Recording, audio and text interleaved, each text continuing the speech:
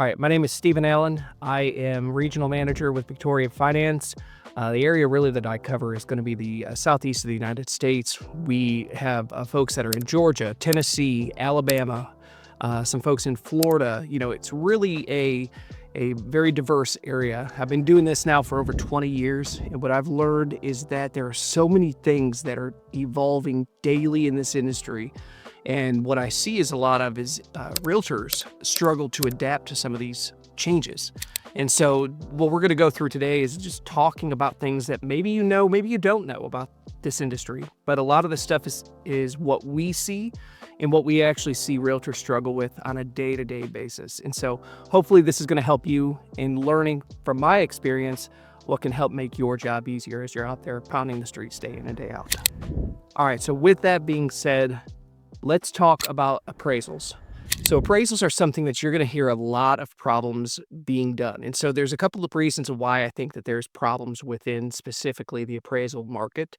For one, and I'm not trying to pick on you realtors, but a job that you have in representing your clients, representing the buyers, I need you to do something that's really going to help me out in the long run. And this is all lenders. I speak for all lenders here. I need you to do a good market research on that property prior to either making an offer on a property or prior to listing your home. So why is that important? For one, you have a good understanding of what that value is. So what is the market research? In an appraisal, you're going to have 6 months of data that is looked at. If you're in a city market, traditionally they're going to pull from a radius of about 2 miles for that particular home. If you're in a rural market, it can go upwards of 10 miles to a 25-mile radius. So what this effectively means is that I need you to do a market analysis in finding homes, comparable homes. I'm not talking if your home is a half an acre lot and you're trying to get a higher value. I'm not talking about pulling a comp from a home that is a 3+ acre lot. You have to find similar property types.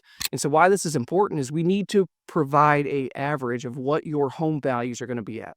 When you do this and you're able to get us a value of what that home price is, you've done a good market analysis in the beginning to help us to develop a average price for what you think this home is worth. So let me break this down for you for that transaction. We have made an offer on a home. Let's say that this home was valued at $300,000. At least that's what you made your offer for. The appraisal comes in, and now our appraisal is throwing everything off because we're at $250,000. We have to look at what the appraiser has looked at. So there are some challenges that we can do if we don't believe the appraisal is fully accurate. We'll get into that. But we have to understand, where were the homes that they pulled from? Where did your homes that you pulled your market analysis from? Is there a difference here? What is off in between those two appraisals? Why was the offer that you wrote at $300,000 not good enough to an appraiser? Why did he feel or she feel that a $250,000 value was a better suited value?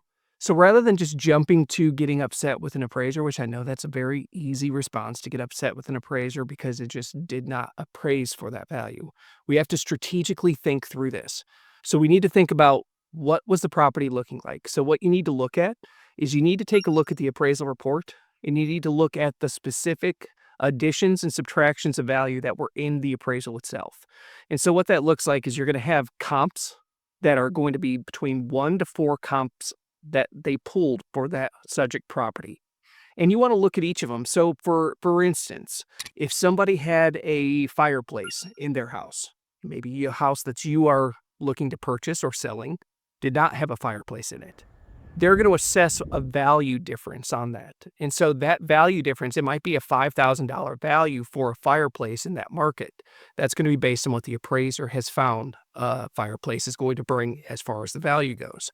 They're going to either add that or subtract it from that other comparable property. All of these things factor in. In addition, you have fencing. Do they have a fence there? Do they have fixed buildings on the lot? All of that matters. It's not just about going into a home in HGTV in it like you think and just making a kitchen look good and making that happen and saying, hey, I can get $300,000 for this home. It's got a brand new kitchen.